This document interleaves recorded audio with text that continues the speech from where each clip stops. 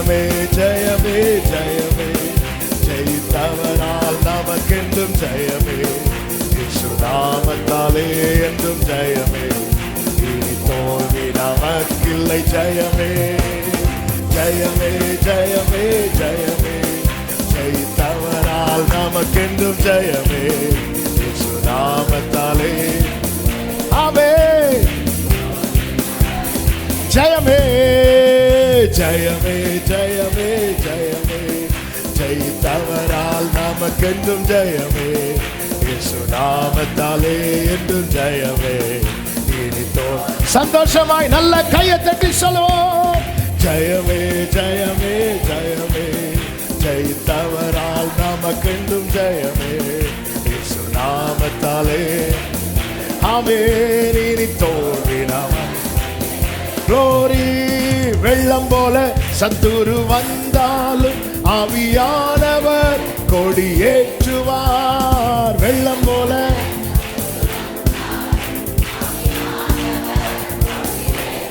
ஆமென். தண்ணீர்கள் உடைந்து ஓடுவது போல் சத்துருவை சிதறடிப்பார். தண்ணீர்கள் உடைந்து ஓடுவது போல் சத்துருவை ஆர்ப்பரிப்போடே.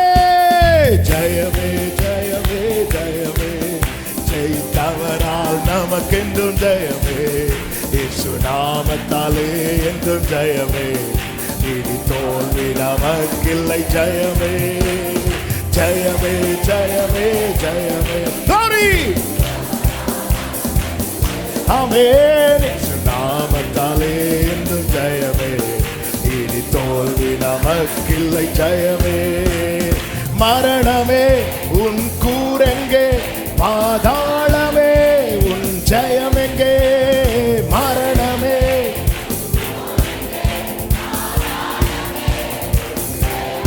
ஓ சிலுவையில் இயேசு வெற்றி சிறந்தார், ஜீவனின் பலனுமானார். சொல்லுங்க. ஜீவனில் நல்ல கையை தட்டி சிரிச்சுட்டே பாடுவோம். ஜெயமே ஜெயமே ஜெயமே, ஜெயித்தவரால் நமக்கென்றும். சொல்லும் போதே விடுதலை. இனி தோல்வி நமக்கில்லை. ஜெயம் ஜெயமே ஜெயமே ஜெயமே ஜெயமே. Glory. இயேசு நாமத்தாலே. ஆமென். இனி தோல்வி. தைரியமா சொல்லுங்க. எதிர்ப்புகள் எதிர்ப்புகள் எத்தனை இருந்தாலும் நாம் முன்னேற நம்மை நடத்துவார். எதிர்ப்புகள்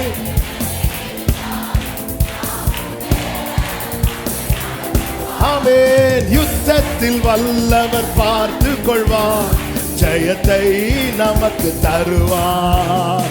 யுத்தத்தில் வல்லவர் பார்த்து கொள்வார், ஜெயத்தை நமக்கு தருவார். ஜெயமே ஜெயமே ஜெயமே, ஜெயித்தவரால் நமக்கென்றும் ஜெயமே, இயேசு நாமத்தாலே. ஓரலமா சேந்தனரே. ஜெயமே ஜெயமே ஜெயமே ஜெயமே, ஜெயித்தவரால் நமக்கென்றும் ஜெயமே, இயேசு நாமத்தாலே என்றும் ஜெயமே, இனி தோல்வி. ஒரு விஷயம் கூட. வெள்ளம் போல சத்துரு வந்தாலும், வெள்ளம் போல சத்துரு வந்தாலும் ஆவியானவர் கொடியேற்றுவார்.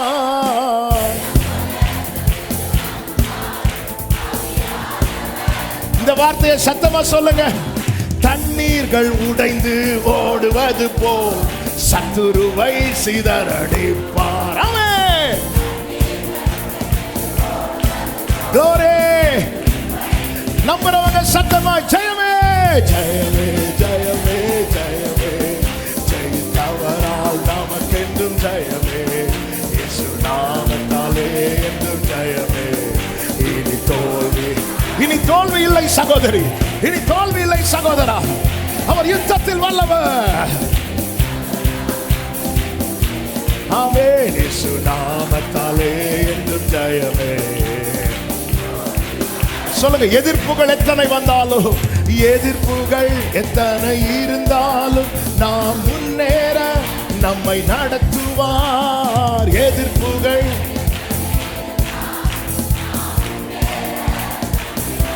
ஓ யுத்தத்தில் வல்லவர் பார்த்து கொள்வார்.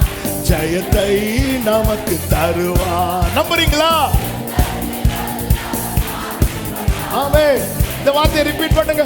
யுத்தத்தில் வல்லவர் பார்த்து கொள்வார். யுத்தத்தில் வல்லவர் ஜெயத்தை சொல்லுங்க சொல்லுங்க. யுத்தத்தில் வல்லவர் பார்த்து கொள்வார். ஜெயத்தை தருவார்.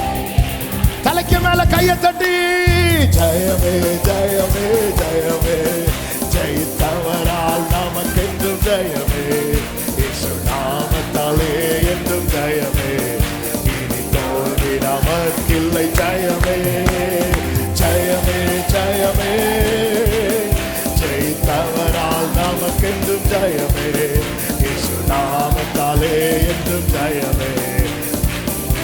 ஒரு விஷயம் கூட சொல்லுவோம். மரணமே உன் கூரங்கே, மரணமே உன் கூரங்கே. எல்லா மரண பயங்கள் இயேசுவின் நாமத்தில் விலகுவதாக. ஆமென். மரணமே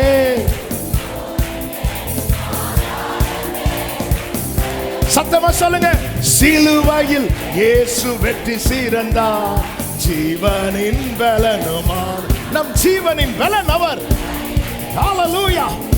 ஆமென். ஜீவனின் நல்ல தலைக்கு மேல கையை தட்டி சந்தோஷமா ஜெயமே ஜெயமே ஜெயமே, ஜெயித்தவரால் நமக்கென்றும் ஜெயமே, இயேசு நாமத்தாலே ஓடாரலாம் மாமா கரோ. ஜெயமே ஜெயமே ஜெயமே ஜெயமே, ஜெயித்தவரால் நமக்கென்றும் ஜெயமே, இயேசு நாமத்தாலே இனி தோல்வி. நல்ல கைகளை தட்டி ஆஹார் பரிபோடு. ஆமென். ஒரு விஷயம் கூட கைகளை உயர்த்தி ஹல்லேலூயா. யாத்திராகமம் 14வது அதிகாரம். யாத்திராகமம் 14வது அதிகாரம் 14வது வசனம். கர்த்தர் உங்களுக்காக யுத்தம் பண்ணுவார், நீங்கள் சும்மா இருப்பீர்கள். The Lord will fight for you. கர்த்தர் உங்களுக்காக யுத்தம் பண்ணுவார். ஆமென். எல்லாரும் சொல்லுங்க. கர்த்தர் எனக்காக யுத்தம் பண்ணுவார். சத்தமா சொல்லணும். வலது கரத்தை உயர்த்தி சத்தமா சொல்லு. கர்த்தர் எனக்காக யுத்தம் பண்ணுவார். கர்த்தர் எனக்காக யுத்தம் பண்ணுவார். கர்த்தர் எனக்காக யுத்தம் பண்ணுவார்.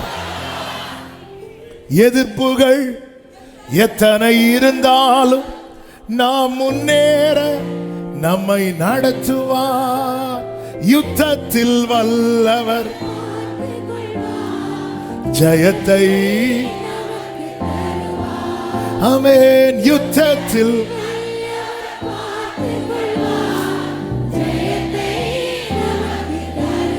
அவர் சொல்ற நான் பார்த்துக்கிறேன் அப்படிங்கிறார். ஆமென். நமக்கு நன்றாய் பழக்கப்பட்ட வேத பகுதி. ஆனாலும் கடந்த நாட்களில் ஆவியானவர் இதிலிருந்து சில காரியங்களை பேசி பலப்படுத்தினார். நான் நம்புகிறேன் ஒவ்வொருவரோடும் கர்த்தர் இந்த நாளில் பேசி பலப்படுத்த போகிறார். இங்கே கர்த்தர் உங்களுக்காக யுத்தம் பண்ணுவார் என்று ஒரு கூட்டத்தை குறித்து சொல்லப்பட்டிருக்கிறது. அந்த கூட்டம் யார் அப்படின்னு நமக்கு தெரியும். இஸ்ரவேலர்கள்.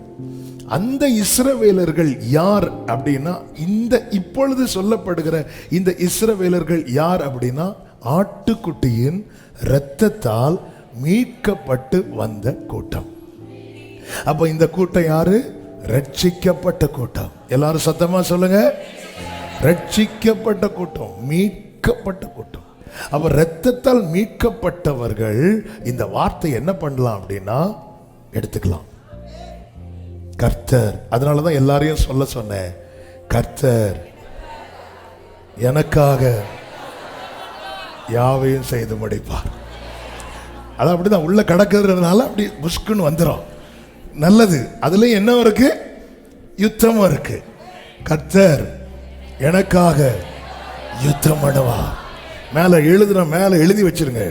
அதான் அவ்வளோதான் ரேமா முடிஞ்சு. ரேமா முடியல. அது இன்னைக்கு என்ன சாப்பாடு? இன்னைக்கு பிரியாணி சொல்லியாச்சு. இனி சாப்பிட போகிறோம். ஃபாஸ்டிங் பிரேயர்னு சொன்னாங்க. ஏன்னா அந்த திடீர்னு எழும்பக்கூடிய ஆட்களுக்கு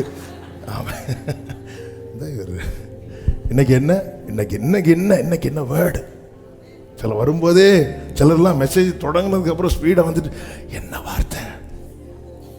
அப்பதான் ஓ வார்த்தையா? ஆமென் அல்லேலூயா. சில சொல்லுவாங்க கல்யாண வீட்டுக்கு நான் ஃபர்ஸ்ட் போறேன், போயிட்டு என்ன சாப்பாடுன்னு சொல்றேன். சிலர் அனுப்பி விடும்போது போயிட்டு என்ன சாப்பாடுன்னு சொல்லுங்க, அதுக்கப்புறம் வரணுமா வேண்டாமாங்கிறத எதுக்கு சும்மா 500 ரூபா மொய் கொடுக்கணும்? அதனால இன்னைக்குள்ள ஃபுட்டு இதான். ஆமென் அல்லேலூயா. இனி ஆவியானவர் விளம்புவார். அல்லேலூயா. மீட்கப்பட்ட கூட்டத்தை கர்த்தர் கொண்டு வருகிறார். நீங்க யாத்திராகமம் 14வது அதிகாரத்துக்கு முன்னாடி இந்த 13வது அதிகாரத்துல கர்த்தர் நிறைய பிளான் பண்றத நமக்கு தெரியுது.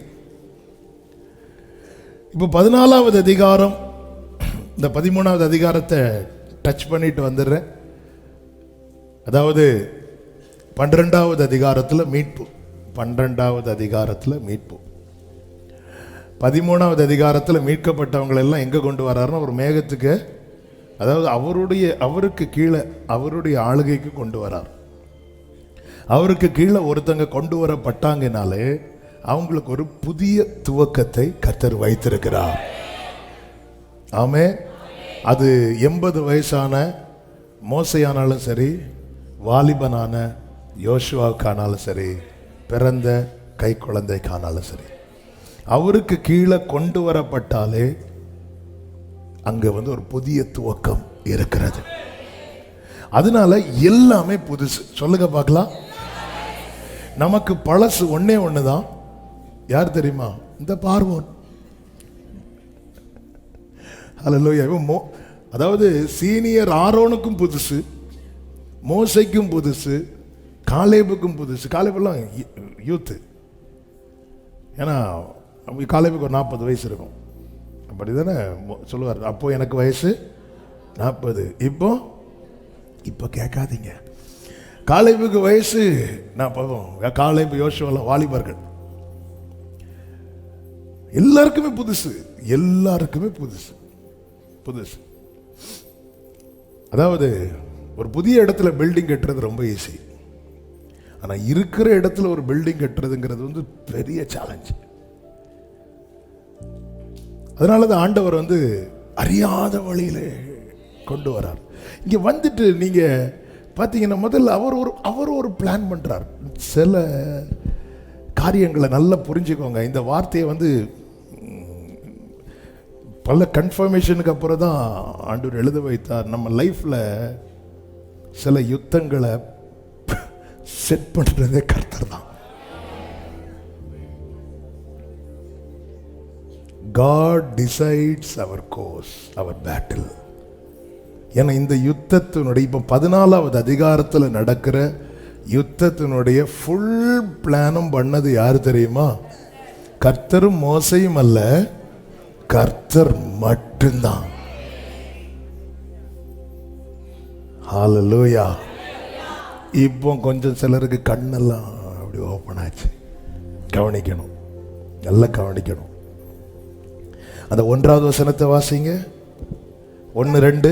கர்த்தர் மோசேயை நோக்கி, நீங்கள் திரும்பி மித்தோலுக்கும் சமுத்திரத்துக்கும் நடுவே பாகால் செபோனுக்கு முன்பாக இருக்கிற ஈரோத் பள்ளத்தாக்கின் முன்னடியிலே பாளையம் இறங்க வேண்டும் என்று இஸ்ரவேல் புத்திரருக்கு சொல்லு. அதற்கு எதிராக சமுத்திர கரையிலே பாளையம் இறங்குவீர்களாக. சமுத்திரத்துக்கு முன்னாடி கொண்டு அங்க நீ பாளையம் இறங்கு. அது ஒரு பள்ளத்தாக்கு. சமுத்திரத்துக்கு முன்னாடி பாளையம் இறங்கு அப்படின்னு சொல்லிட்டு கர்த்தர் சொல்றார். தேவன் நம்மை அறியாத வழியிலே நடத்துகிறார் என்றாலே புரிந்து கொள்ளுங்கள், நாம் நினையாத, எல்லாரும் சொல்லுங்க, நாம் நினையாத வேற ஒண்ண அவர் திட்டம் பண்ணி வைத்திருக்கிறார்.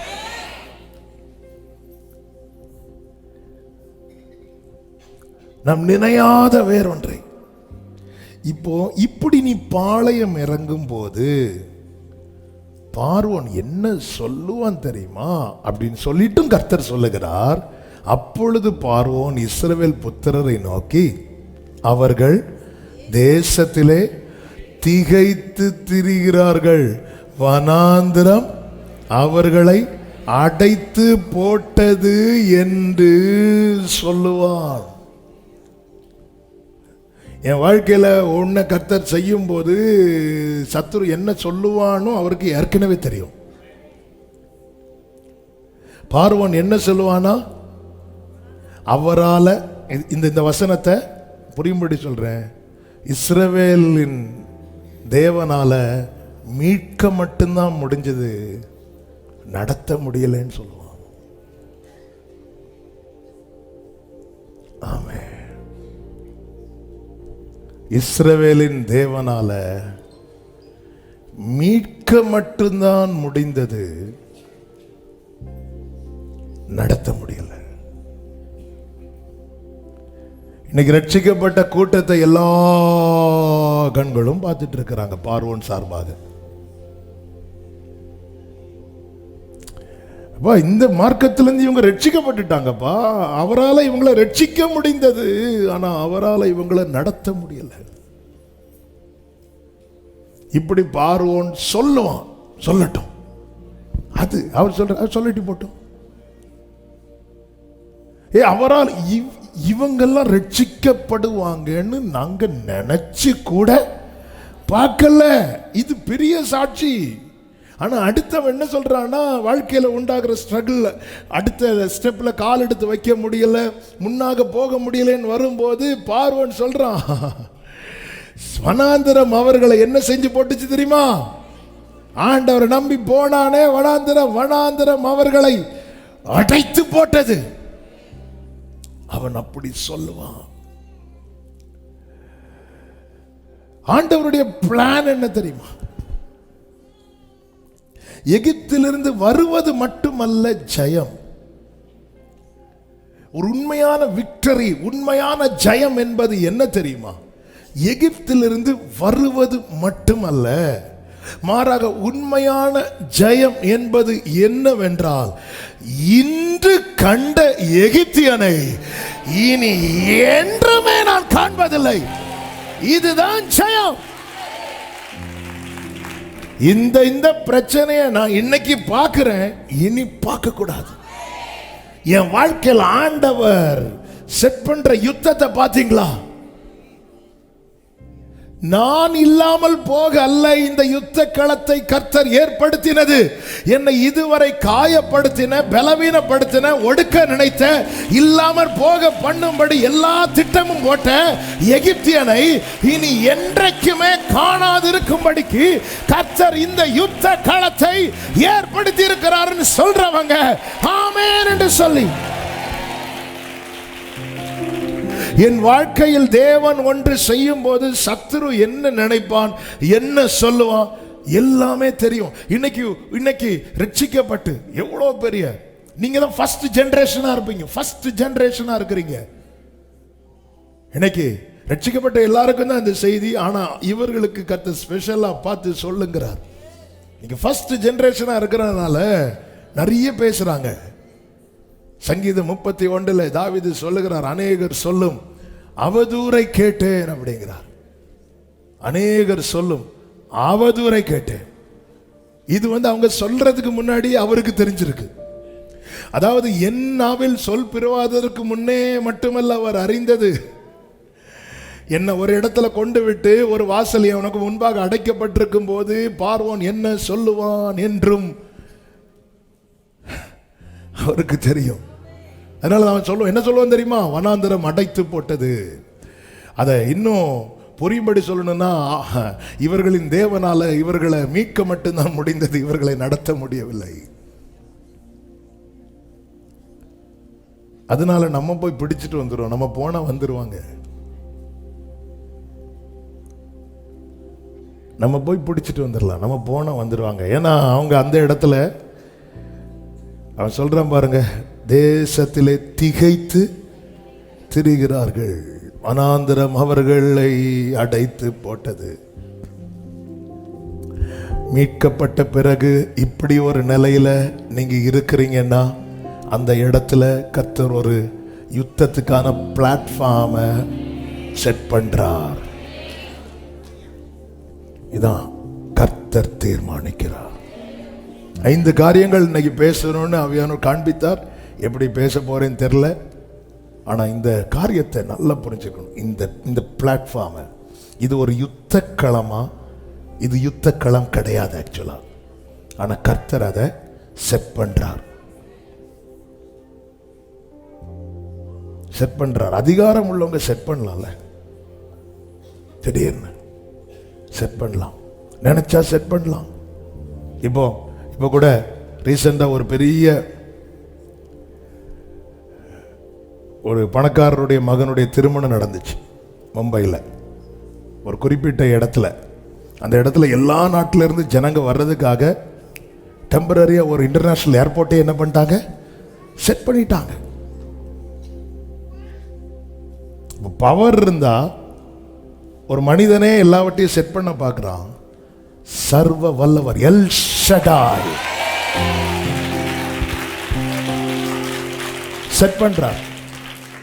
வயநாடுல நேற்று ஒரு நியூஸ் கேள்விப்பட்டேன். இந்த பிஎஸ்என்எல் நினைக்கிறேன், ஒரு டவரே செட் பண்றாங்க ஜனங்களுக்கு ஃப்ரீயா அந்த டேட்டா இதெல்லாம் கிடைக்கிறதுக்காக, நெட்வொர்க் கிடைக்கிறதுக்காக டவரே அப்போ செட் பண்ற. அப்போ அது இல்லாதது அங்கே உருவாக்கப்படுகிறது. ஆமாம், நம்ம என்ன உருவாக்க கேட்குறோம் தெரியுமா? ஆண்டவரே, என் பானையில் மாவு குறையக்கூடாது, நீ தின்னு என்ன வட்டம். நம்ம இப்படி செட் பண்ணுவார்னு பார்த்துட்டு இருந்தா அவருக்கு யுத்தத்துக்கான பிளாட்ஃபார்ம் ரெடி பண்ணிட்டு இருக்கிறார். நம்ம நியூ இயர் சர்வீஸ் கண்காடியால ரெடி பண்றது மாதிரி இவர் ரெடி பண்றார். என்னாண்டவரே, பெரிய குரூசை நடத்த வருவான் இப்போ. ஹல்லேலூயா, ஹல்லேலூயா. ஆண்டவர் பிளாட்ஃபார்ம் போடுறார் சகோதரா. இதை நான் எப்படி நம்ப? உனக்கு முன்னாடி ஒன்று அடைச்சிட்டு இருக்குல்ல, அப்படி வந்து இடிச்சிட்டு இருக்குல்ல. என்னெல்லாம் சொல்லி பார்க்கிறோம். திறந்துடு சீசேன் வர சொல்லியாச்சு, அது திறக்கவும் மாட்டேங்குதுல்ல, அடைச்சிட்டு இருக்கிறார். ஆண்டவர் பிளாட்ஃபார்ம் போடுறார். ராபா மாகாரா. ஆமென். ஜனமே, நீ எதை பார்த்த? அவர் அடிக்கப்பட்டது தானே நீ பார்த்த. அவர் அடிக்கிறது நீ பார்க்கல. ஜீசஸ் விமாமா கரோ அந்நிய பாஷையில ராலா பாச்சாரா. உனக்காக அவர் அடிக்கப்பட்டது மட்டும்தானே உனக்கு தெரியும். உனக்காக அவர் இறங்கி அடிக்கிறத ஷாலாபாக்கரா. இந்த பிளாட்ஃபார்ம் glory. நான் என் ஆவியிலே களி கூறுகிறேன். எனக்காக அவர் அடிக்கப்பட்டது மட்டும்தான். எனக்காக அவர் அடிக்கப்பட்டது மட்டும்தான். உனக்காக அவர் அடிக்கப்பட்டது மட்டும்தான் உனக்கு தெரிஞ்சிருக்கு. இந்த நாட்கள்ல நீ அறிய போகிற, உனக்காக அவர் இறங்கி அடிக்கிறது.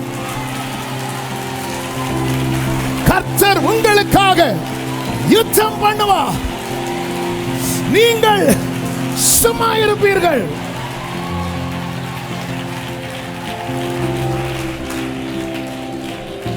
எதிர்ப்புகள் எத்தனை இருந்தாலும் நாம் முன்னேற நம்மை நடத்துவார்.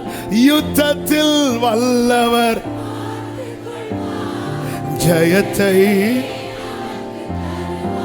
ஹல்லேலூயா, ஹல்லேலூயா. அதனால தான் நிறைய பேர் விவரம் தெரியாதவங்க எல்லாம் பேசுவாங்க. சிலர், உங்க ஆண்டவர் 3 ஆணில தொங்கினவர் தானே இருக்கு. அவரை பற்றி தெரியாது உங்களுக்கு. ஹல்லேலூயா, ஹல்லேலூயா. அவர் ராஜாக்களை தள்ளி ராஜாக்களை ஏற்படுத்துகிற ராஜாதி ராஜா, கர்த்தாதி கர்த்தர், தேவாதி தேவன், நாம் ஆராதிக்கிற நம் ஆண்டவராகிய இயேசு கிறிஸ்து ஒருவரே. கொஞ்சம் அப்படியே அபிஷேகம் பெற்றவங்க ஆவியில நிரம்பி நீங்க துதிக்கும் போதே நான் ஆவியில உணர்கிறேன். சில யுத்தங்கள் நடக்கிறது, சில பிளாட்ஃபார்ம் ரெடி ஆகுது, பிளாட்ஃபார்ம் ரெடி ஆகுது. ஓரா மாமா லாக்கா பாதரோ ரீமா தரோ ஷேரே லரா பக்கடரா ரீமா மாக்கரே சந்தரா பலரா. கர்த்தர் இறங்கி யுத்தம் பண்ணுகிறார். கர்த்தருடைய சேனை இறங்குது, தூதர்கள் இறங்குகிறார்கள். உன் பாளையத்தில் இனி சத்துருவின் ஆதிக்கம் இருக்காது, இனி சத்துருவின் ஆதிக்கம் இருக்காது.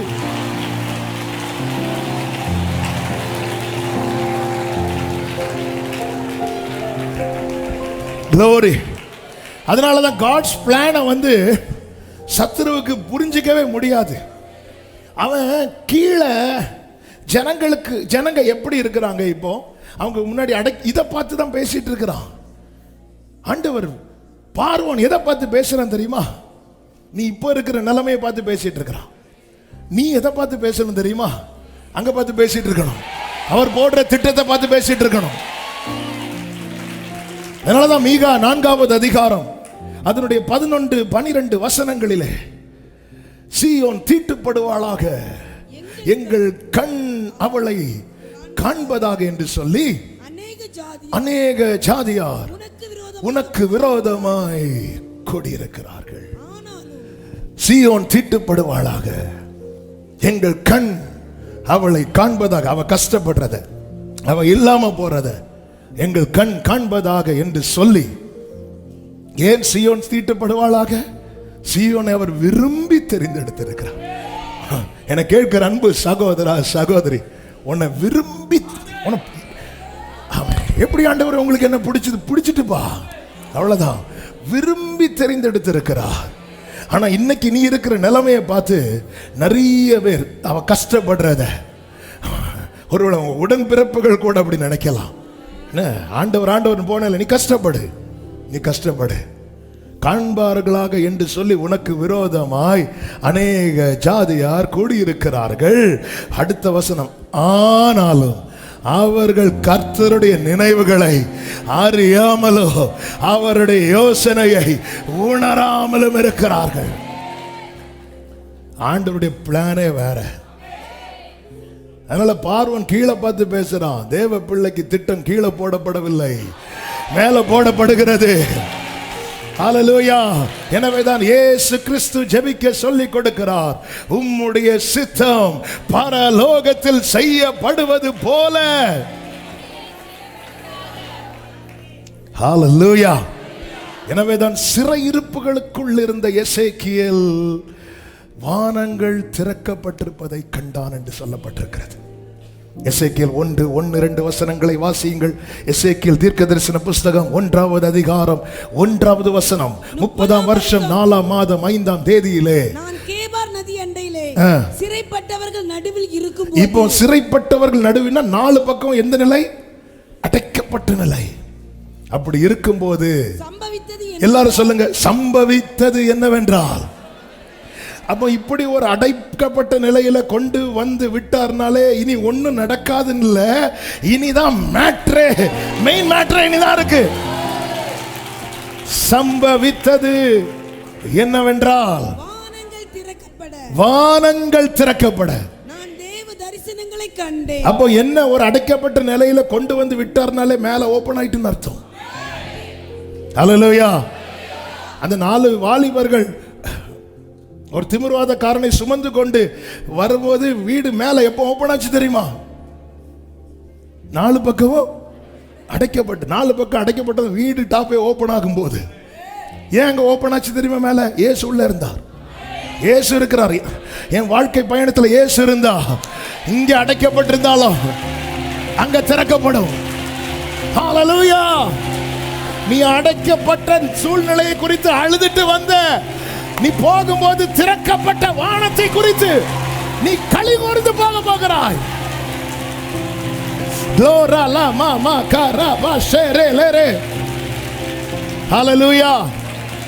அவர் அடைத்தது ஒன்னு அழிக்கிறதுக்கு அல்ல, சத்துருவை அழிக்கிறதுக்கு. ஹல்லேலூயா. அவர் உனக்கென்று அடைத்தது அற்புதத்துக்காக. இந்த வேர்டு அப்படியே ஆண்டவர் எழுத வைத்தார். அற்புதத்துக்காக அடைத்து போட்டார். ஆமா, அற்புதத்துக்காக அடைத்து போட்டார். ஏன்பா உனக்கு வாசலை திறக்கல? அற்புதத்துக்காக அடைத்து போட்டார். சொல்லுங்க, அற்புதத்துக்காக அடைத்து போட்டார். அற்புதத்துக்காக அடைத்து போட்டார். ஹல்லேலூயா. அவருடைய செயலின் ஆரம்பம் நம்மை அடைத்து போட்டது போல காணப்பட்டாலும் அவருடைய செயலின் முடிவு முன்னேறுவதற்கு ஏதுவானதாகவே இருக்கும். ஏன்னா சத்துரு நினைச்சிட்டான் அவருக்கு மீட்க மட்டும்தான் தெரியும், நடத்த தெரியாது என்று. ஆனால் அவனுக்கு தெரியாது, இந்த தேவன் என்றென்றைக்கும் உள்ள சதா காலமும் ஹல்லேலூயா மரண பரியந்த நம்மை நடத்துவார். ஆமென். அதனால ஆண்டவர் சொல்றாரு, 4வது வசனம், யாத்திராகமம் 14:4. ஆகையால் பார்வோன் அவர்களை பின்தொடரும்படிக்கு நான் அவன் இருதயத்தை கடினப்படுத்தி நானே கர்த்தர் என்பதை எகிப்தியர் அறியும்படி பார்வோனாலும் அவனுடைய எல்லா ராணுவத்தாலும் மகிமைப்படுவேன் என்றார். நல்லா கவனிச்சீங்களா? இந்த இஸ்ரவேலின் நிலைமையை பார்த்து அவ்வளவுதான் எல்லாம் அடைச்சு போச்சுன்னு சொல்லிட்டு இருக்கிறாங்கல்ல, அவர்கள் நானே கர்த்தர் என்பதை அறியும்படி, நானும் கடவுள் என்பது என்றல்ல, நானே கர்த்தர். க்ளோரி. இன்னைக்கு உன்னை சுற்றி இருக்கிறவங்க எப்படி பார்க்கறாங்க, எப்படி பேசுறாங்க, பார்க்கிறவங்க எப்படியும் பார்க்கட்டும், பேசுறவங்க எப்படியும் பேசட்டும். கர்த்தர் ஒரு காரியத்தை தீர்மானிக்கிறார். அதை என்ன தீர்மானம் என்றால், அவங்க எல்லாரும் அறிந்து கொள்ள போகிறார்கள் நீ ஆராதிக்கிற தேவனே தேவன் என்பது. கர்த்தர் தீர்மானிக்கிறார். ஆண்டவரே, நீர் உண்டு பண்ணி வைத்தவைகளை ஒரு கண்ணும் காணவில்லை கேட்கவில்லை என்று சொல்லிட்டு இருந்த நீங்க யுத்த களத்தை ரெடி பண்ணிட்டு இருக்கிறீங்க. ஹல்லேலூயா. எனவே தான் பேசாம நடத்துங்கன்னு விட்டுட்டு போயிடணும். ஹல்லேலூயா. நமக்கு முடிவு தெரியாததுனால முடிவெடுக்காம இருக்கிறோம். அவருக்கு முடிவு தெரிந்ததுனால செஞ்சுட்டே இருக்கிறார். இதான் ரிசல்ட். அதாவது நம்ம கணக்கு எழுதும் போது எழுதி மேக்ஸ் ஒரு கொஸ்டின் கேட்குறாங்க, ஆன்சர் எழுதணும். எழுதி கீழே வந்து பார்த்தா 10 வர வேண்டிய இடத்துல 101 வருது. 1 0 தான் போடணும், 1 0 1 எக்ஸ்ட்ரா வருது. என்ன பண்ண ஒன்றுமே தெரில.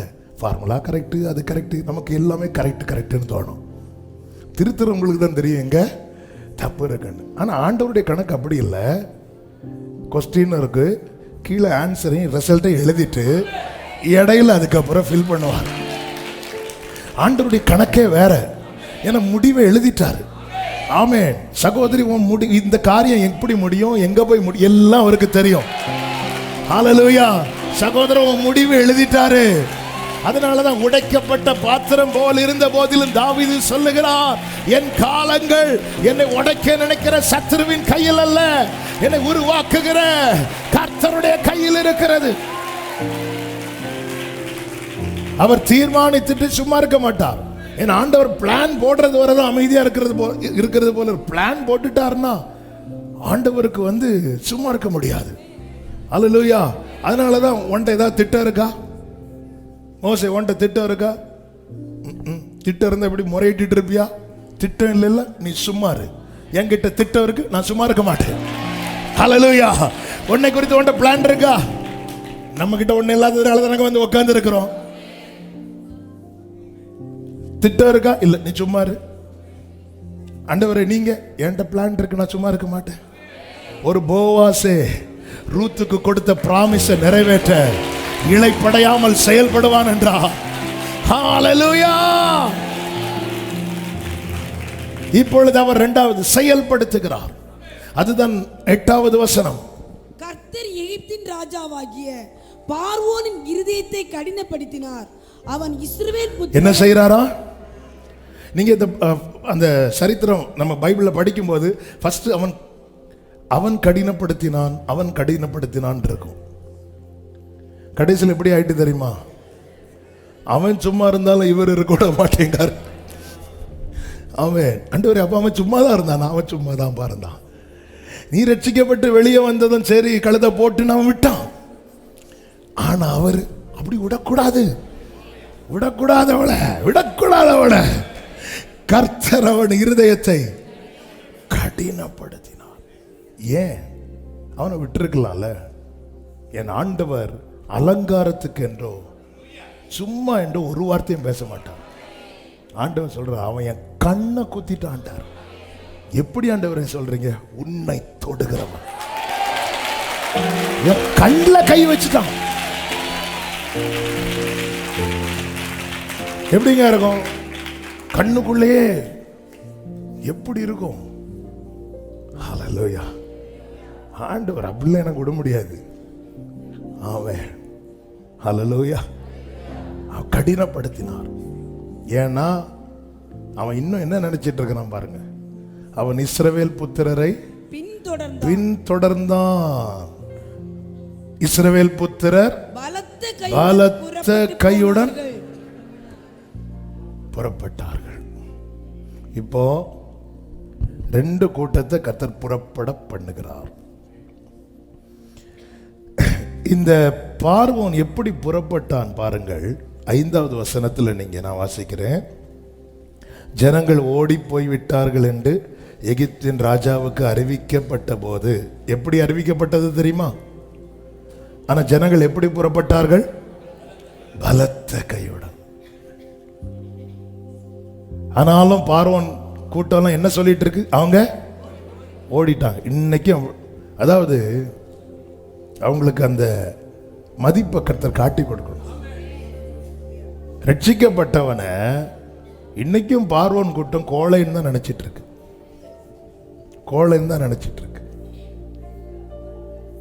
ஆமா, இவன் எல்லாம் திருப்பி அடிக்க மாட்டான், இவன் எல்லாம் அவன் அப்படியே வாங்கிட்டு போயிடுவான். அவன் உண்மைதான். ஏன்னா இயேசு அப்படிதான் காட்டி தந்தா. ஒரு கண்ணத்தை அழித்தால் மறு கண்ணத்தை காட்டிட்டு என்னதான் சும்மா இருக்க சொன்னார், அவர் சும்மா இருக்க மாட்டார். அதுதான் இன்னைக்கு அவர் அடிபட்டது மட்டும்தான் உங்களுக்கு தெரியும். ஹல்லேலூயா. ஆமென். அவர் அடிக்கிறது தெரியுமா? அவங்க ஓடிட்டாங்க. யார் ஓடுனா? நீ கூப்பிட்டு மோசையும் ஆரோனையும் கூப்பிட்டு பார்வோன் கெஞ்சினதெல்லாம் வெளியே தெரியாது. பார்வோன் இப்போ இப்படிதான் வந்து உட்கார்ந்து இருக்கிறார்.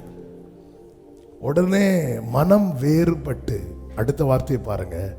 நமக்கு வேலை செய்யும் படிக்கு நாம் இஸ்ரவேலரை போக விட்டது, நமக்கு வேலை செய்யாதபடிக்கு நாம் இஸ்ரவேலரை போக விட்டது என்ன காரியம்? அவங்களால எதை ஜீரணிக்க முடியல தெரியுமா?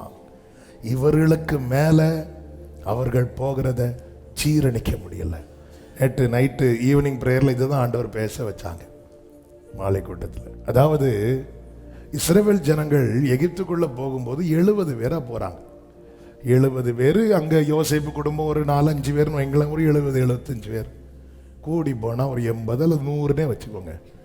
நீங்க 80-100 இருக்கிறது வரைக்கும் ஒரு பிரச்சனை கிடையாது. ஆனா 100-1000 ஆச்சுன்னா அங்கதான் பிரச்சனையே ஆரம்பிக்குது. உங்களுக்கு ஒரு 2 சென்ட் இடத்துல நீங்க இருக்கிறீங்கன்னு வைங்களேன், உங்களுக்கு ஒரு பிரச்சனை கிடையாது. ஆனா பக்கத்துல இன்னும் 2 சென்ட் எக்ஸ்ட்ரா வாங்கிட்டீங்கன்னா பிரச்சனை ஆரம்பிக்கும். அதாவது அதனாலதான் பைபிள் சொல்லுகிறது யோசேப்பை குறித்து, அவன் கனித்தரும் செடி, அவன் கொடி வந்து சுவர் மேல படரும். அப்படி படர்ந்ததும் வில் வீரர் அவனை சுவருக்கு கீழேயே இருக்கணும். உன் வாழ்க்கையில் ஒரு தடை இருக்குன்னு அதுக்கு கீழேயே இருக்கணும், ஒரு பிரச்சனை இருக்குன்னு அதுக்கு கீழேயே இருக்கணும். இதுதான் உலகம் விரும்புவது. ஆனால் அழைத்தவருடைய விருப்பம் அதல்ல. நீ தளர்ந்த கையோடல்ல, பலத்த கையோட புறப்படும். இப்ப தெரியுதா பார்வனைய இருக்க விடாம கொண்டு வந்தார்னு? அவன் மனசுல இன்னும் என்ன நினைச்சிட்டு இருக்கிறான் தெரியுமா? அவன் யாராக தான் இருக்கணும் கடைசி வரை? அடிமையாக தான் இருக்கணும். அவன் யாராக தான் இருக்கணும் கடைசி வரை? அவன் அடிமையாக தான் இருக்கணும். சில நேரத்தில் நமக்கு நினைக்கும் அவன் தான் வீட்டில் தான் தலைப்பிள்ளை சங்காரமே நடந்திருக்கு, விட்டுற வேண்டியது தானே. உள்ளம் தப்புப்பா, மனம் மோசம்பா, வெளியே கண்ணில் கண்ணீர் வருது. ஆனால் இருதயம், அவர் இருதயத்தை ஆராய்கிறார். சில நேரத்தில் ஆண்டவருடைய ஜட்ஜ்மெண்ட் எல்லாம் நம்மளால தாங்க முடியாது. அப்போதான் ஆண்டவர் சொல்றார், நான் இருதயத்தை பார்க்கிறேன். அதனாலதான் கர்த்தருடைய நாளை விரும்புகிறவனுக்கு ஐயோன்னு பைபிள்ல இருக்கு. இன்னைக்கு அவர் கிருபாசனத்தில் இருக்கிறதுனால ஓடி ஓடி வரோம். அவர் நியாயாசனத்தில் உட்கார ஆரம்பிச்சிட்டாருன்னா முடிஞ்சு. எனவேதான் அவருக்கு அந்த செட்டையின் கீழே அடங்கி இருக்கணும். கர்த்தருக்கு மகிமை உண்டாவதாக. அதாவது இவன் வாழ்க்கை ஃபுல்லா அடிமையா இருக்கணும், கீழே தான் இருக்கணும், வளர்ந்துடக்கூடாது, மேலே வந்துடக்கூடாது, உயர்ந்துடக்கூடாது. அவங்க என்ன சொல்லிட்டு போறாங்க பாருங்க, நம்மளை இப்படி கஷ்டப்படுத்திட்டு போறாங்களே அப்படி சொன்னா கூட ஒரு நியாயம் இருக்கு. நமக்கு வேலை செய்யாதபடிக்கு நாம் இஸ்ரவேலரை போக விட்டது என்ன? அவன் இன்னும் என்ன நினைச்சிட்டு இருக்கிறான் தெரியுமா? நாம போக விட்டதுனாலதான் இவங்க போறாங்க, நான் உன்னை விடுறதுனால தான் நீ ஒழுங்கா சர்ச்சுக்கு போற, மரியாதையா இருந்துக்கோ அப்படின்னு நினைச்சிட்டு இருக்கிறாங்க. நம்ம எப்படி விட்டுட்டோம்? அவங்களுக்கு இன்னும் என்ன தெரியல தெரியுமா? அவருடைய வல்லமை என்னன்னு இன்னும் தெரியல. இரத்தத்தினால் அவர் வல்லமை என்னது என்பதை நீ அறிந்து கொண்டாய், யுத்தத்தினால் அவர் வல்லமை என்னது என்பதை அவன் அறிந்து கொள்ள போகிறான்.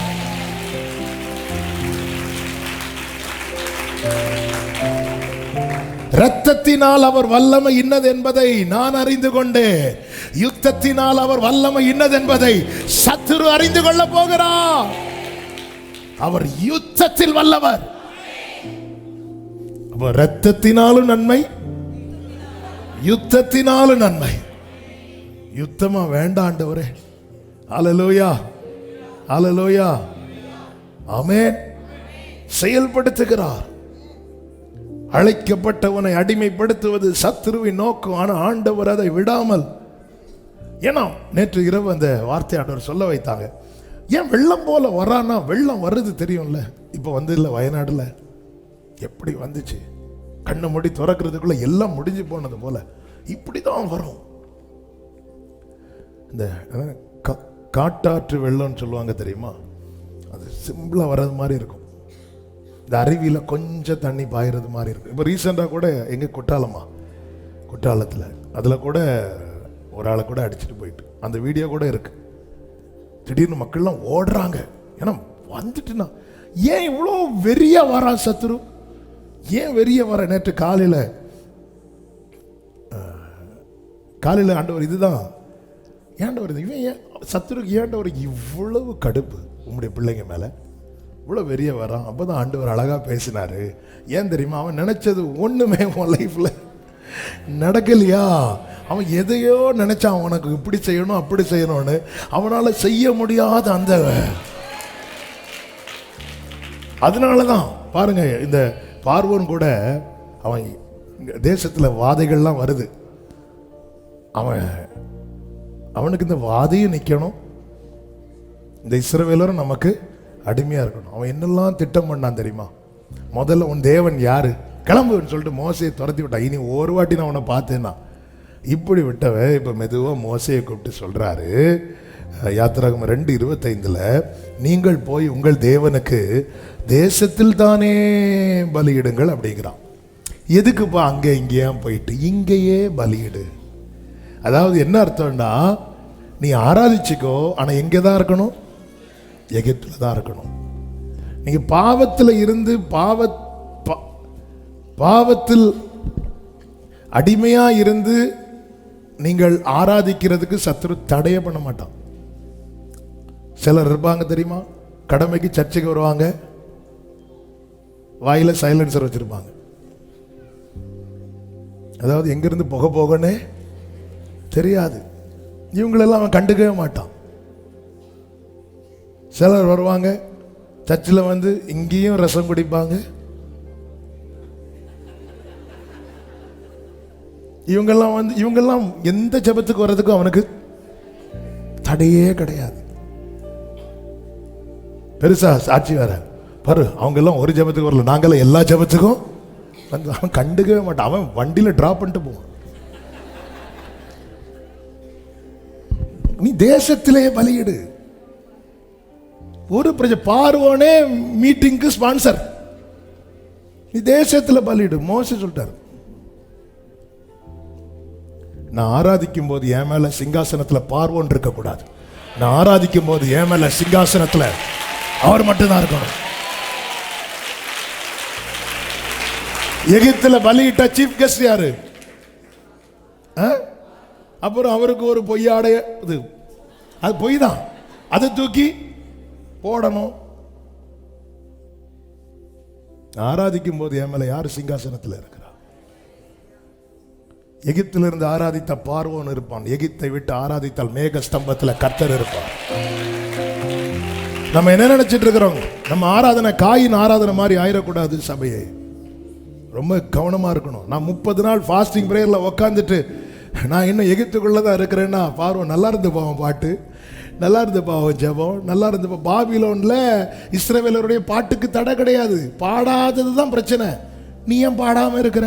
சங்கீதம் 137 அப்படிதானே இருக்கு. எங்க பாட்டை விரும்பி பாட சொல்றாங்க, நீ ஏன் இன்ஸ்ட்ருமெண்ட் எல்லாம் தூக்கி வச்சிட்டு இருக்கிற? பாடு, நீ பாடு, நீ பாடு, நாங்க ஆடுறோம். ஆராதனை எகிப்தில இருந்து ஆராதிச்சா எல்லாம் அப்படி, அவ்வளவுதான். மோசே ஸ்ட்ராங் ஆயிட்டாரு, ஸ்ட்ராங் ஆயிட்டாரு. ஏன்னா மோசே கீழே பார்க்கல, மோசே மேலே பார்க்கிறான். அடுத்தவன் என்ன சொல்றான் அப்படின்னா 28வது வசனத்துல, நீங்கள் போய் அப்போ வனாந்திரத்தில் பலியிடும்படிக்கு நான் உங்களை போக விடுறேன், ஆனாலும் நீங்கள் அதிக தூரம் போக வேண்டாம். அதன் அர்த்தம் என்னன்னா, போய் ஆராதனை முடிச்சுட்டு திருப்பி எங்க வந்துரு? திருப்பி எகிப்துக்கு வந்துரு. அதாவது நீ சர்ச்சில் போய் க்ளோரி க்ளோரின்னு சொல்லு, இங்க வந்து அடிச்சிரு.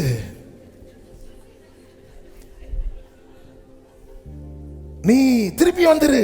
திருப்பி வந்து செய்யறதெல்லாம் செய். மெழுக கொளுத்தி வை, மாலையை போட்டு போட்டோக்கு போஸ்ட் கொடு, என்ன வேணாலும் செய். நீ ரொம்ப தூரம் போயிடாத, அங்கேயும் போனோம் இங்கேயும் வரணும். நீங்க எங்க கூட ஆராதனை, நான் உன் கூட ஆராதனைக்கு வந்தா நீ நாளைக்கு என் கூட அங்க வருவியா? Okay, deal. என்ன டீல் இது? என்ன டீல்னு மோசே நோண்டார். உன் தேவனாகிய கர்த்தர் ஒருவருக்கே ஆராதனை செய்வாயா, அவரே ஆராதனைக்குரியவர். ஹல்லேலூயா. அவர் ஒருவரே ஆராதனைக்குரியவர். ஆதியும் அந்தமுமானவரே, அல்பாவும் மேகாவும். ஆமென். ஆதியும் அந்தமும் அல்பாவும் மேகாவும். ஆராதனை ஆராதனை.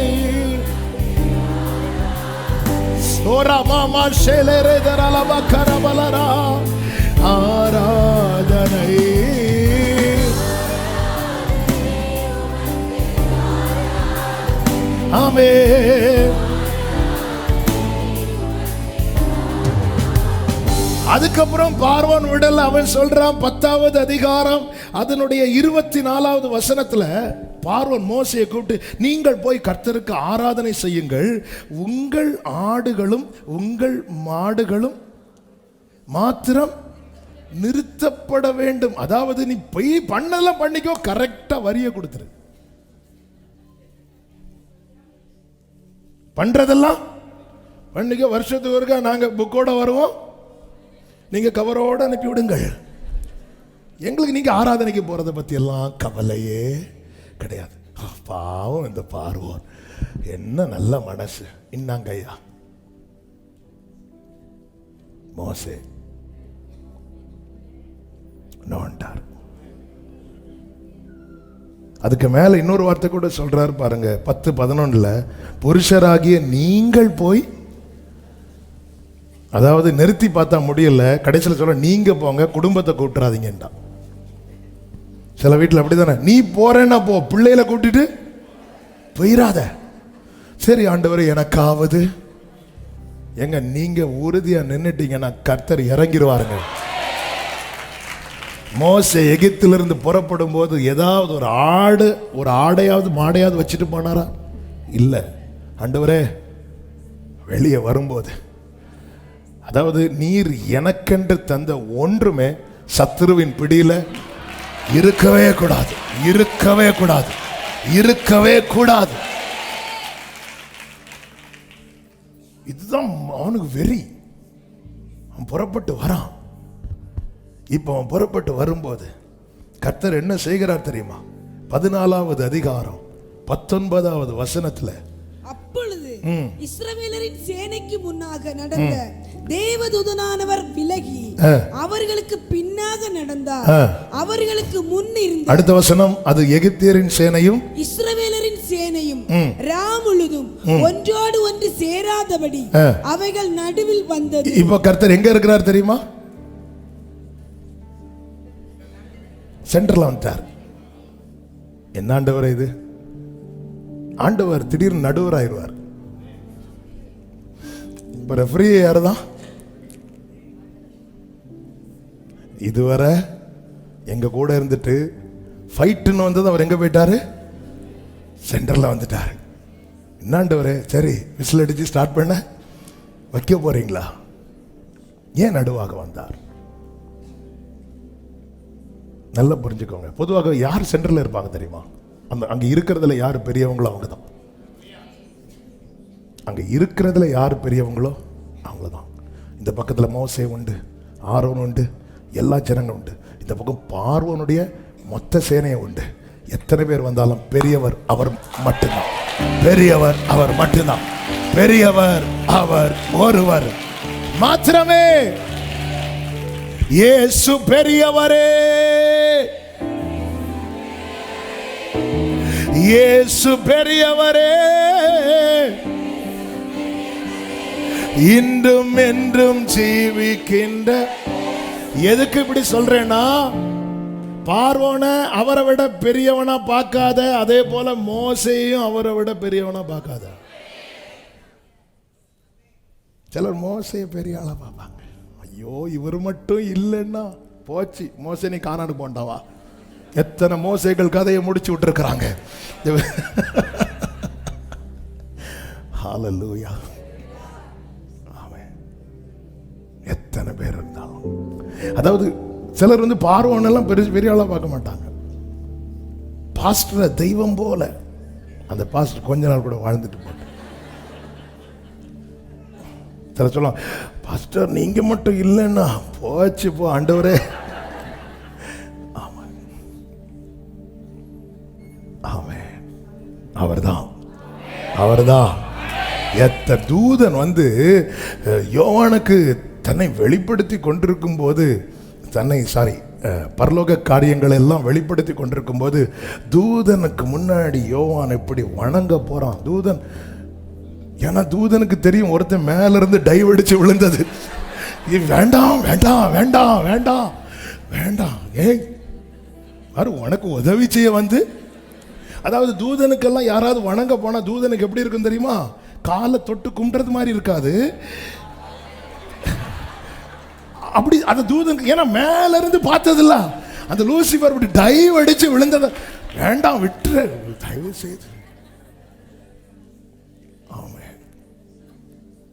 ஹல்லேலூயா. நம்ம மனசுல யார் பெரியவரா இருக்கிறார்? எத்தனை பார்வோன் வந்து மொத்த சேனையை கொண்டு வந்தாலும் இயேசுதான் பெரியவர். ஆரோனும் மோசையும் நின்னாலும் இயேசுதான் பெரியவர். பரலோகத்தில் 24 மூப்பர்கள் இருந்தாலும் இயேசுதான் பெரியவர். கோடா கோடி தூதர்கள் இருந்தாலும் இயேசுதான் பெரியவர். என் இயேசுவே. சில மீட்டிங்லாம் போகும்போது கொஞ்சம் பரிதாபமா இருக்கும். நன்றி அறிவிப்பு சொல்லுவாங்க. லாஸ்ட் நாள் மீட்டிங்ல கன்வென்ஷன்ல வந்தா இப்போ நன்றி உரை இன்னார் சொல்லுவாங்க.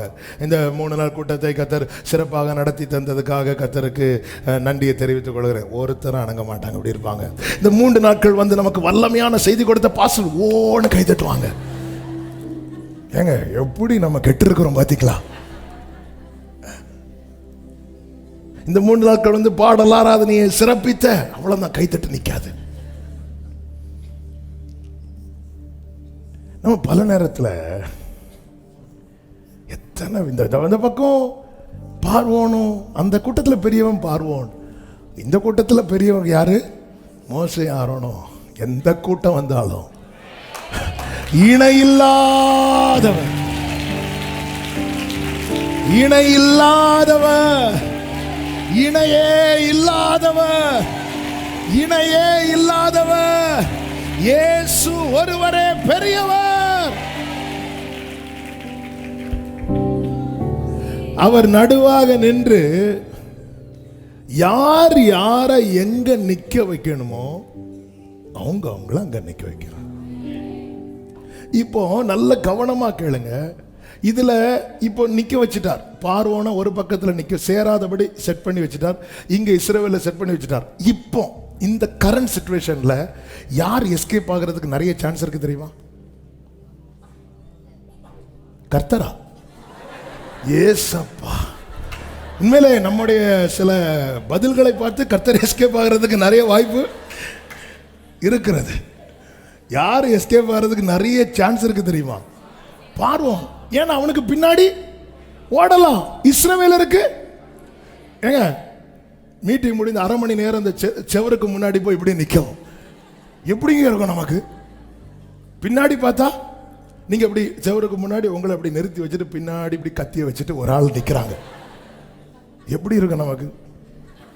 ஏங்க இஸ்ரவேலருக்கு அப்படிதான் இருந்துச்சு, அப்படிதான் இருந்துச்சு. உண்மையிலே இப்போ இஸ்ரவேலருடைய நிலைமை எப்படி இருக்கு தெரியுமா? மூச்சு முட்டுற நிலைமை, சுவாசம் விடுவதற்கு கூட முடியாத நிலை. அப்படி ஒரு நிலையில நிறுத்திட்டு நடுவாக நின்றவர் இவர்கள் பட்சமாக வருகிறார். ஹalleluya, ஹalleluya, ஹalleluya.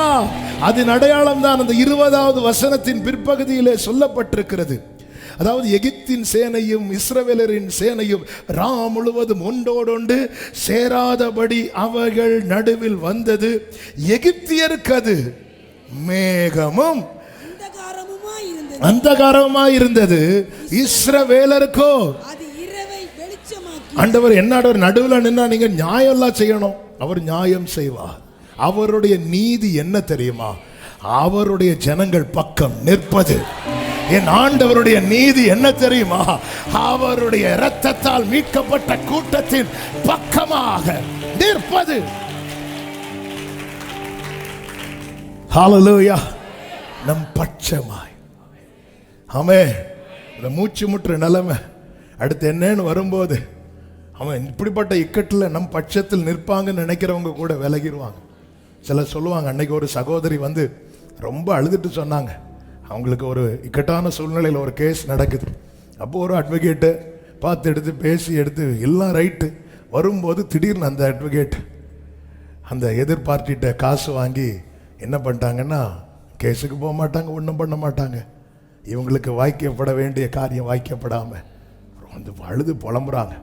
இப்படி பல ஆதாயத்துக்காக பல காரியங்களுக்காகவும் நமக்கு ஏன் ரிஸ்க்குன்னு சொல்லிட்டு நம் பட்சத்தில் நிற்க வேண்டியவர்கள் கூட அநேகர் நம் பட்சத்தில் நிற்காமல் விலகி போகும்போது ஆமே ஒருத்தர் இருக்கிறார்.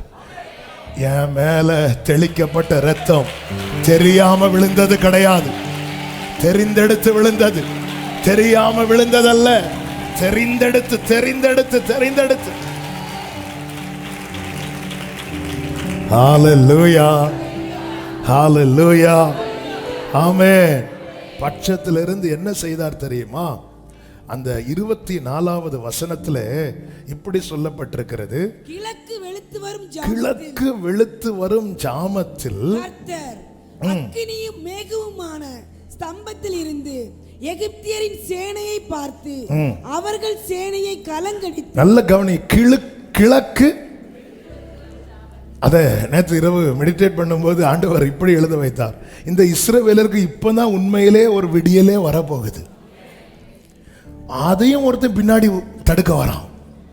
இத்தனை வருஷம் அவங்க வாழ்க்கையில இல்லாத விடியல், இத்தனை காலம் அவங்க வாழ்க்கையில திறக்கப்படாத வாசல் இப்பதான் கிழக்கு வெளுத்து வரும் ஜாமத்தில் இப்பதான்ப்பா அவன் வாழ்க்கை. சில சொல்லுவாங்க இப்பதான் கொஞ்சம் பச்சை பிடிச்சு வரோம் அப்படிம்பாங்க, இப்பதான் கொஞ்சம் மூச்சே விடுறோம். அது கூட பார்வோனுக்கு பிடிக்காது. என் வாழ்க்கையில் இப்பதான் ஒரு வெளிச்சம், அப்படி ஒரு கொஞ்சம் ஒரு வாசல் ஒரு டோர் ஓப்பன் பண்றது மாதிரி இருக்கு, அப்படி ஒரு காரியம் இது வந்துடும் போல இருக்கு அப்படின்னு வரும்போது பின்னாடி யார் வரா தெரியுமா? பார்வோன் வரான். ஆனா அதை யார் பார்க்கிறா தெரியுமா? கர்த்தர் பார்க்கிறார்.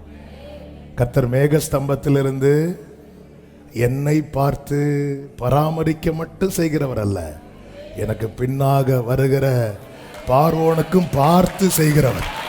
ஹல்லேலூயா. உன் வாழ்க்கையிலே கர்த்தர் ஒரு விடியலை வைத்திருக்கும் போது அதனை எந்த சத்துரு தடுக்க வந்தாலும் அவனை கர்த்தர் கலங்கடிப்பார். ஆமென் சொல்லுங்க பார்க்கலாம். Praise God. நமக்கு தெரியும் பார்வோன் சேனை அதில் மடிந்தது. அப்பொழுது இஸ்ரவேலர்கள் புறப்பட்டு போனார்கள். 30வது வசனத்தை வாசிங்க. இவ்விதமாய் கர்த்தர் அந்நாளிலே இஸ்ரவேலரை எகிப்தியரின் கைக்கு தப்புவித்து ரட்சித்தார். கடற்கரையிலே எகிப்தியர் செத்து கிடக்கிறதை இஸ்ரவேலர் கண்டார்கள். நான் இதை ஆவியானவர் பேசின ஒரு காரியத்தை நான் சொல்றேன். ரட்சிப்பினுடைய மதிப்பை அறியணும்னா ரட்சிக்கப்படாதவங்களை பார்க்கணும். நம்ம எதை வச்சு தெரியும் பார்க்கணும்? பணம் இதை வச்சு பார்க்கணும் இல்லை, லைஃபை பார்க்கணும். ரட்சிப்பினுடைய மதிப்பு அறியணும்.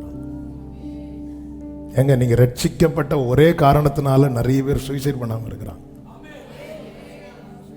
எத்தனை பேர் சொல்லுவாங்க தெரியுமா, எங்க சிச்சுவேஷனுக்கு வேற யாரான செத்துருப்பாங்க பாஸ்டர், எங்க ஆத்ம நஷ்டம் ஆயிடக்கூடாதுன்னு சொல்லிட்டு.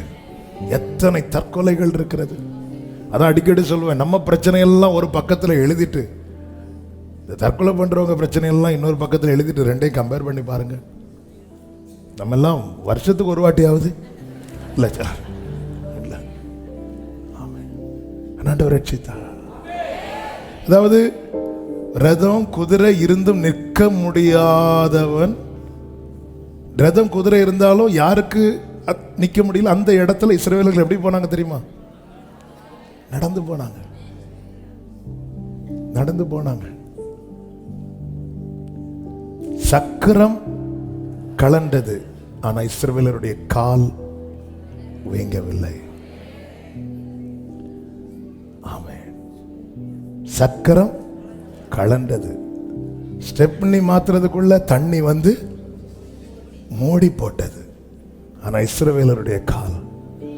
அதனாலதான் ஆண்டவர் காண வைக்கிறார், பார்க்க வைக்கிறார். பாரு பாரு, என்ன வித்தியாசம் உனக்கு அவனுக்கு என்ன வித்தியாசம் பா. நீ உலக பிரகாரமா பார்த்தா உன்னை விட எல்லாத்துலேயும் டாப், உன்னத பிரகாரமா பார்த்தா ஒன்று தான். அவன் மேல ரத்தம் இல்லை, உன் மேல ரத்தம் இருக்கு.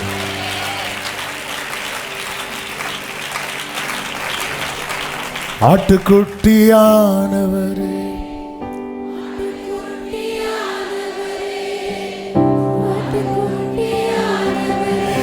எனக்காக பலியானி, ஆட்டுக்குட்டியானவரே ஆட்டுக்குட்டியானவரே என் பாவங்கள் சுமந்தீர், உமக்கே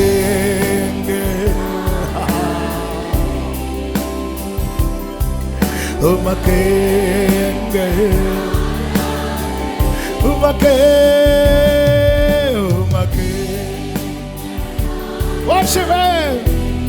worship பண்ணுங்க.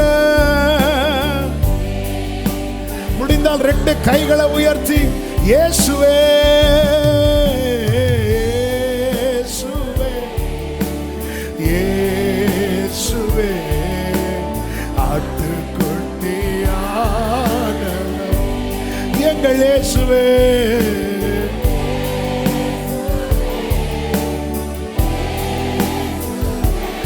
எல்லா மகிமைக்கு. அப்படியே பாடுங்க. ரட்சிப்பின் மகிமை, ரட்சிப்பின் மகிமை உமக்கே, மாட்சிமை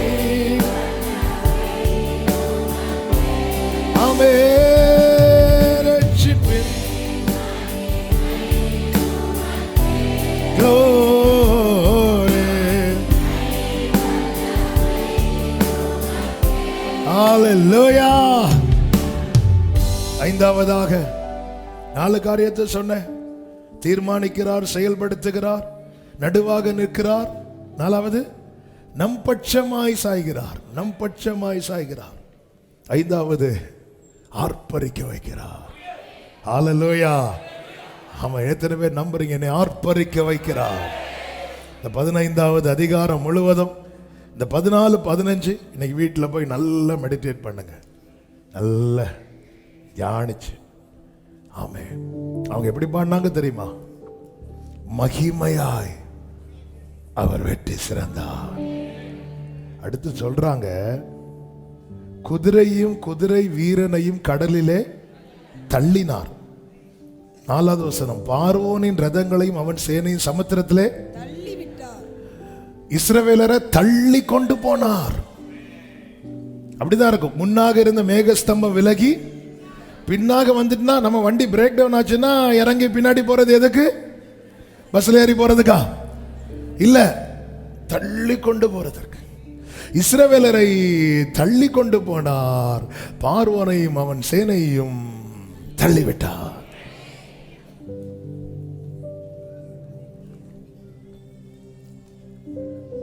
ஆமென். அவர் தள்ளிவிட்டதான் பார்வோன் விழுவான். நம்ம பார்வோனை தள்ளி விடுறோமோ இல்லையோ, வர விசுவாசிகளை போன் ஊதி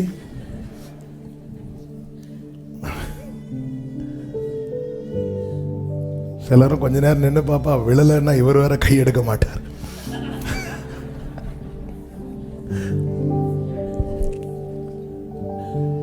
அவர் தள்ளி விடலைன்னா பார்வோன் விழ மாட்டார். ஏன் இந்த யுத்த களத்தை போட்டிருக்கிறீங்கப்பா? நான் ரட்சிக்கப்பட்டதோட பிரச்சனை முடியும்னு பார்த்தா பிரச்சனை ரொம்ப பெருசா இருக்கு. நீங்களும் ஜட்ஜி மாதிரி சென்டர்ல வந்து உட்கார்ந்து இருக்கிறீங்க.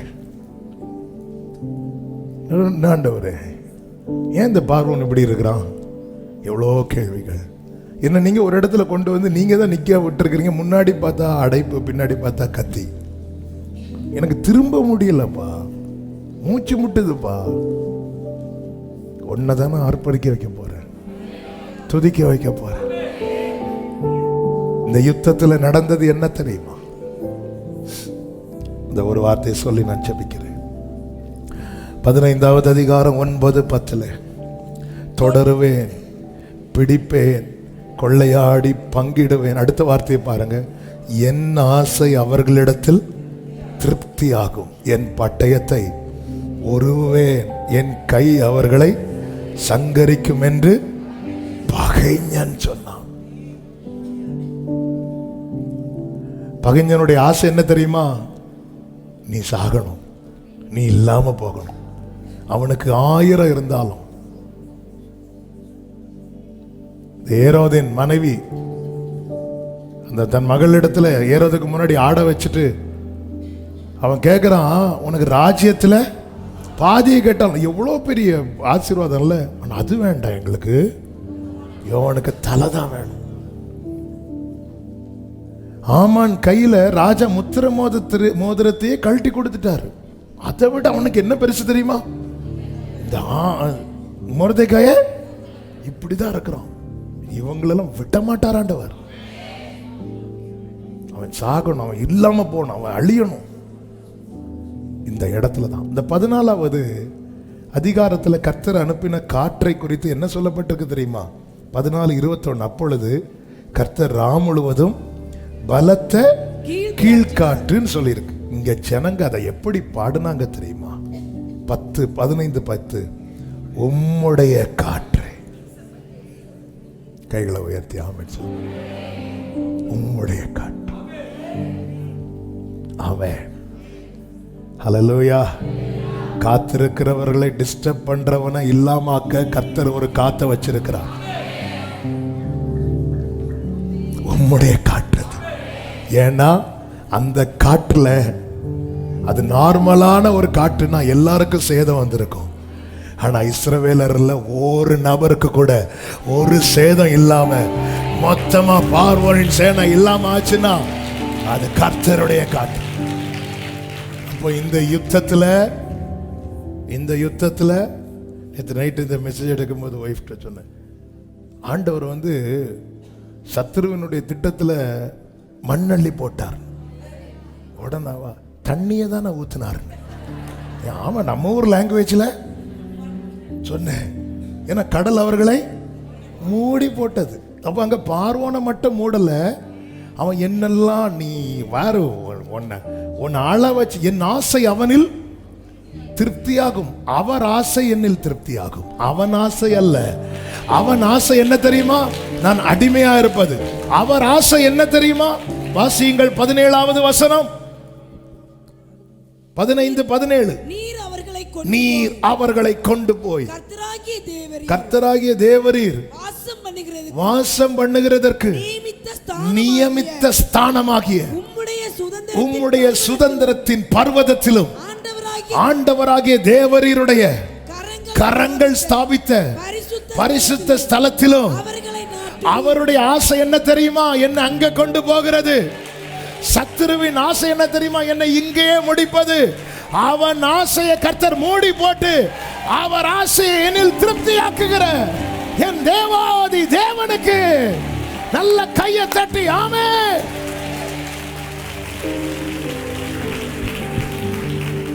ஜெயமே ஜெயமே ஜெயித்தவரால் நமக்கென்றும் இயேசு நாமத்தாலே என்றும் இனி தோல். நீங்களே விசுவாசத்துல சொல்லுங்க, சத்துருவே உன் ஆசையில மண்ணள்ளி போடுறேன். அல்லேலூயா. சத்துருவின் ஆசையில மண்ணு, என் மேல இருக்கிற அவர் ஆசைனால மண்ணா. அல்லேலூயா. நம்ம மேல மண்ணா, சத்துரு மேல மண்ணு. ஆமென். சத்துருவின் ஆசையில அவர் பார்த்துப்பார். உம்முடைய காற்றை அனுப்பினேன். அல்லேலூயா. ஆமென். கர்த்தர் ஆர்ப்பரிக்க வைப்பார். கைகளை உயர்த்தி ஆமென் சொல்லுங்க பார்க்கலாம். எல்லாரும் எழுந்து நிற்கலாமா? அந்த பாடலை பாடி ஆர்ப்பரிப்போடு நம்ம ஜெபித்து முடித்து புறப்பட்டு செல்ல போகிறோம். கர்த்தர் நிச்சயமா யுத்தத்தில் பெரிய ஜெயத்தை தருவார். இந்த யுத்தம் கர்த்தருடையது. கர்த்தர் உங்களுக்கா யுத்தம் பண்ணுவார். நீங்கள் சும்மா இருப்பீர்கள். ஹல்லேலூயா. ஜெயமே ஜெயமே ஜெயமே ஜெயித்தவரால் நமக்கென்றும் ஜெயமே. இயேசு நாமத்தாலே என்றும் ஜெயமே. இனி தோல்வி நமக்கில்லை. ஜெயமே. ஆமென். glory கோரலா மகதரே. ஓ இனி தோல்வி வெள்ளம் போல சத்துரு வந்தாலும் ஆவியானவர் கொடியேற்றுவார்.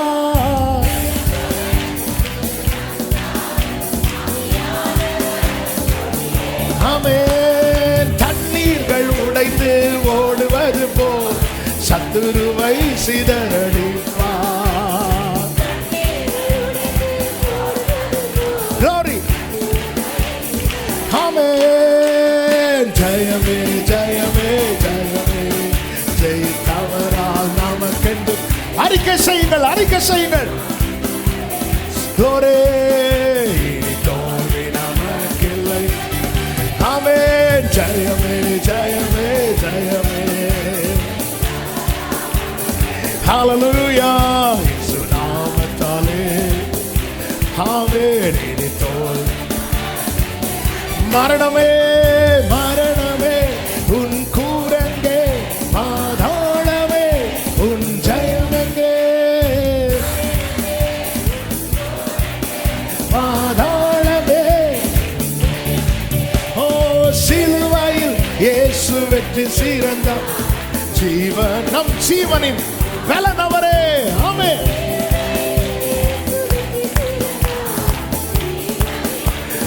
சந்தோஷமா யார் பறிப்போடு. ஜெயமே ஜெயமே ஜெயமே ஜெயித்தவரால் நமக்கென்றும் ஜெயமே.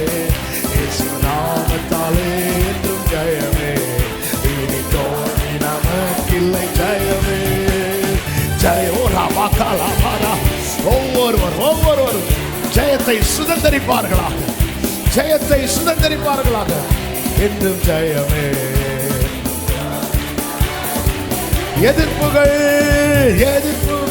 எத்தனை இருந்தால் நாம் முன்னேற நம்மை நடத்துவார். Hallelujah, Jesus. ஆமென். யுத்தத்தில் வல்லவர் பார்த்துக் கொள்வார், ஜெயத்தை நமக்கு தருவார். ஒரு விஷயம் கூட, எதிர்ப்புகள் எத்தனை இருந்தாலும், எதிர்ப்புகள் நாம் முன்னேற நம்மை நடத்துவார்.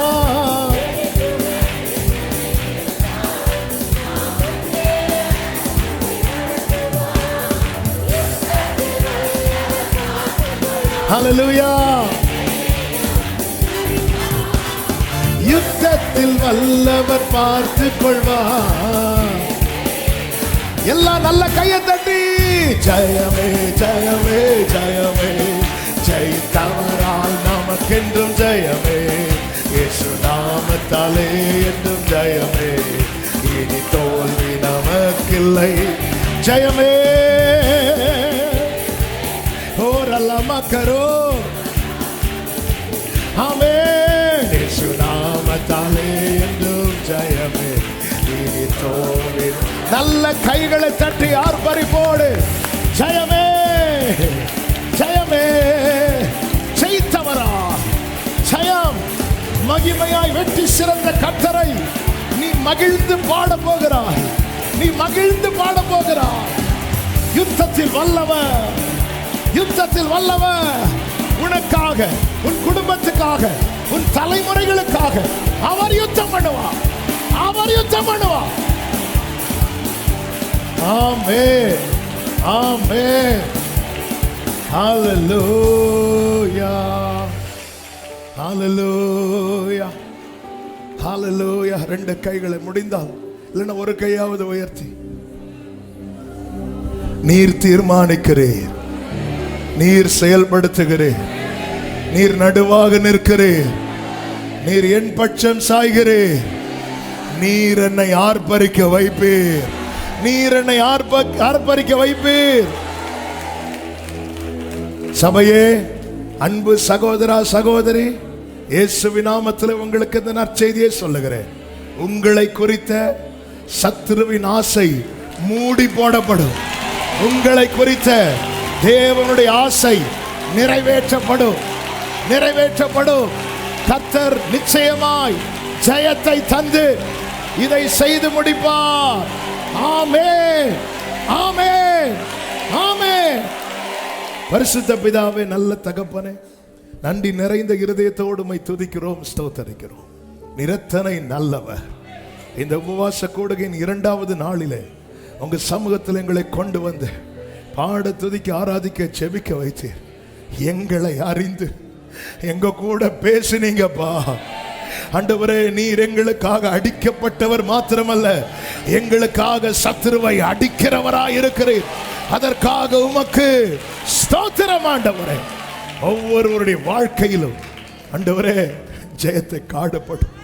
இன்னைக்கு கர்த்தர் இந்த வார்த்தை எனக்குன்னே பேசினாங்க. ஆண்டவரே, நம்பி உம்மை மகிமைப்படுத்தின உள்ளங்கள் ஒவ்வொருவருக்காக ஜெபிக்கிற அப்பா, இந்த ஜெயத்தை காணப்படும். துதிக்க வைங்க, ஆசீர்வதிங்க. தொடர்ந்து ஆண்டவரே, தொடர்ந்து வருகிற நாட்கள் நடக்கிற எல்லா கூடுகைகளையும் பொறுப்பெடுத்துக் கொள்ளும். அந்த ஒவ்வொருவரையும் மனதாரமுடைய நாமத்தினாலே வாழ்த்தி ஆசீர்வதிக்கிறேன். தகப்பனை, உங்களை ஆசீர்வதிங்கப்பா. இவங்க நன்றாக இருப்பார்களாக. கர்த்தருடைய கிருபை இவர்களை சூழ்ந்து கொள்ள செய்யும். ஆண்டவரே, சமாதானத்தோடு அனுப்பி சாட்சியாய் கொண்டு வாங்க. எல்லா மகிமை, கனம், துதி, ஸ்தோத்திரங்கள் அனைத்தும் ஒருவருக்கு மாத்திரம் செலுத்துகிறோம். இரட்சகர் இயேசு கிறிஸ்துவின் நாமத்தில் பிதாவே, ஆமென். சேர்ந்து சத்தமாய் சொல்லுவோம். என் ஆத்துமாவே கர்த்தரை ஸ்தோத்திரி, என் ஆத்துமாவே கர்த்தரை ஸ்தோத்திரி. கர்த்தர் செய்த சகல உபகாரங்களை மறவாதே. ஆமே. நம்முடைய கர்த்தராகிய இயேசு கிறிஸ்துவின் கிருபையும் பிதாவாகிய தேவனுடைய அன்பும் பரிசுத்த ஆவியானவருடைய ஐக்கியமும் சிநேகமும் பாதுகாவலும் நம் அனைவரோடும் எல்லா பரிசுத்தவான்களோடு கூட கர்த்தருடைய வருகை மட்டும் தங்கியிருப்பதாக. ஆமென். ஹalleluya. God bless you. கர்த்தர் உங்களை ஆசீர்வதிப்பாராக. ஆமென்.